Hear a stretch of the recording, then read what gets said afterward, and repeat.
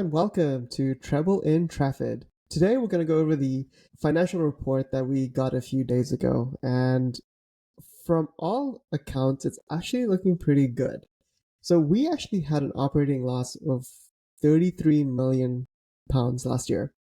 For you and I, that is bankruptcy times 10. That is us never recovering again. But for United, that's actually really good. And in 2024, they lost close to £113 million. That is an impressive reduction in financial loss. What we can say, at least for this new regime, is they have set up their plans, and this was part of their transformation plan, transforming the backroom of United. And we saw a lot of redundancies, we saw a lot of people get laid off. No one really wants to see that. Fortunately or fortunately, depending on how you look at it, United did come out financially very strong, even without Champions League. We did have Europa. We got pretty far with that. We don't talk about the final.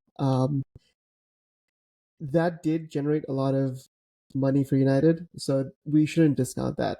But still, United did end up shedding a lot of wages, a lot of financial obligations, and they were able to bring down their operating costs to where they're only losing 33 million. We did have record revenue, which is pretty awesome. There were the Red Devils got 666, which is pretty hilarious. £666 million revenue for anyone who hasn't seen it. But talking about the wage structure, United have done a phenomenal job. This is the first time in Premier League history Manchester United wage bill is lower than Arsenal's, and I know a lot of it has to do with missing out on Champions League. So a lot of the contracts, player contracts, lost 20%, give or take. I think some of that 20% is not a hard and fast rule. Very impressive records. This doesn't include a lot of the transfers, I will say that. So the Mbumo deal, Sheshko, and as well as all the sales and departures like Sancho going off on loan, Hoyland going off on loan, most likely getting sold in 2026 summer, and also the sale of Garnacho. So how that will look in a few months or next year, we'll have to wait and see. But United should actually be very financially sound. The reason for that is when you buy a player, you amortize over a couple of years. When you sell them, you get the realized gains. For Garnacho, it'll be a straight up 40 million since he was a homegrown player. So we have a real opportunity of making a big splash. So yeah, this is the second phase of the pod. It's going to be us talking about the future. I'm super enthusiastic, so this is going to be fun for me. We have a real shot of spending some big money in January. I know that hasn't happened since we got Bruno Fernandes. Yeah, I think that was the last one where we actually we spent big, and it saved Ollie's job. If we remember correctly, United was struggling in December, and when we got Bruno, we got propelled into a Champions League position. So maybe something like that could happen.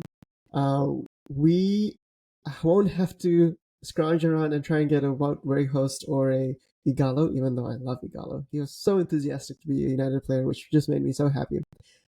We could look at some serious talent. We already looked at Carlos Baleba in the summer, and to keep the relations well, United backed off as soon as Brighton quoted 100 million, which is absurd. I can't fathom that kind of money. It does seem like Baleba's head has turned. It seems like he is wanting a move, especially with some of his play this first 4 games. I would say that maybe that would reduce the cost, hopefully. But if not, then we could still go back for him, try and get him. But I can see Brighton, they're financially probably one of the best teams in England, so they don't have to sell. They could keep him till summer and then have a summer bidding war with, I know Liverpool are interested. We could see some other teams. Chelsea's always interested because they need 555 players. For why? No idea. So yeah, we could go for Baleba in January.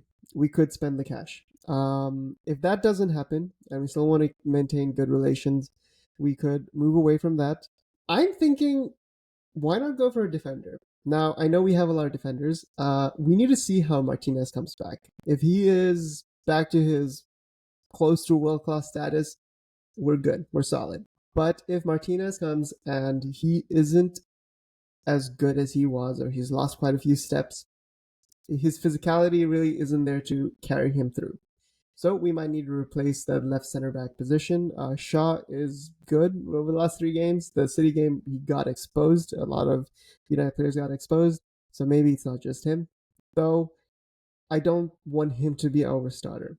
So if United have the opportunity, I mean, guys, NES have really tried to stick to plans, and their biggest plan is this Project 150, right? That's winning the league in 2028.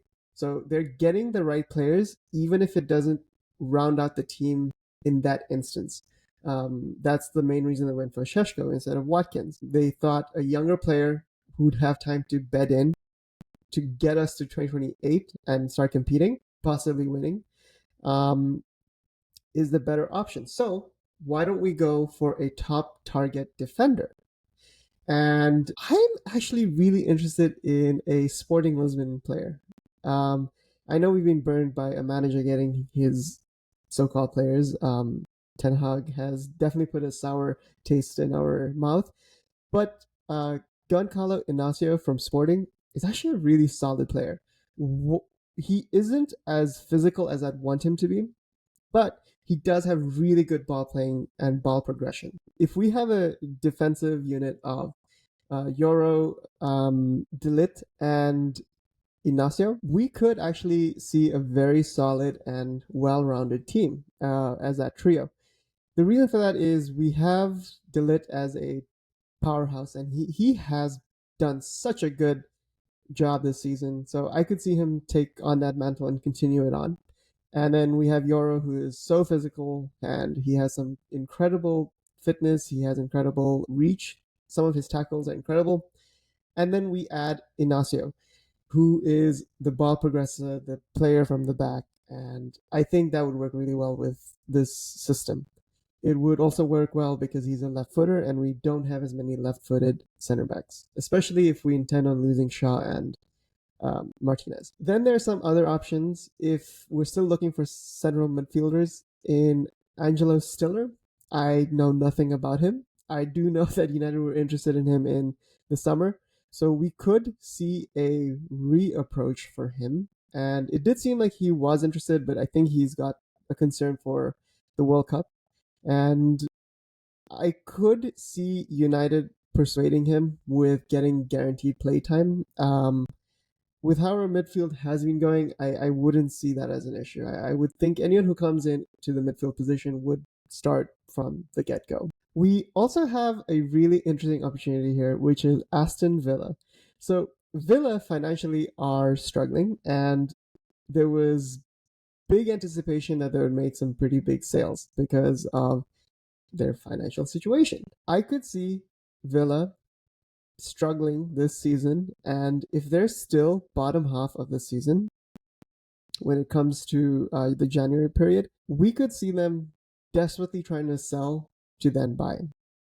Who I would go for is Kamara. Kamara is a really good ball carrier. He isn't as good of an athlete as Baleba, obviously, but he is very good in the physical defensive prowess, and I would see him as a very solid option. Could he be the starter of a potential Premier League winning team? I'm not sure, but is he a huge upgrade where we need it? Yes, absolutely. I think he's solid with the ball. I think he's good with keeping things simple, but then also getting stuck in when he needs it. So those are my top picks on players I'd want us to see potentially trying to go for in January. Hit me up. Let me know what players you think we could go for. Let me know if we totally need to burn this down and start again. I am actually really opportunistic on this. I don't think United need to be perfect. I don't think United have to win every game. Yeah, our results suck right now, and we need to start changing that. But the manager and the system does seem to have some good indicators where I feel the progress is there. We need a few right players for other players to start flourishing and addressing the midfield and potentially also addressing the defense. We are going to have to strengthen the defense soon. So it's one or the other. If they have an opportunity of addressing the defense now, do it. If the player's there, go get him. I will say, though, midfield is the biggest concern at the moment. If we need to even take what I would consider a player that is really good right now, that would eventually become maybe a squad player after you get, I don't know, an Adam Wharton or a Carlos Baleba in summer, you still go do that. You go get Kamara if possible. Let me know who else I've missed out. Let me know who you think we should go for. Maybe we need a new goalkeeper. We still need to see Sané Lamont. So let's see. I'm excited. I'm optimistic, and I can't wait for United to actually do something this January. All right. Thanks. Take care. Peace.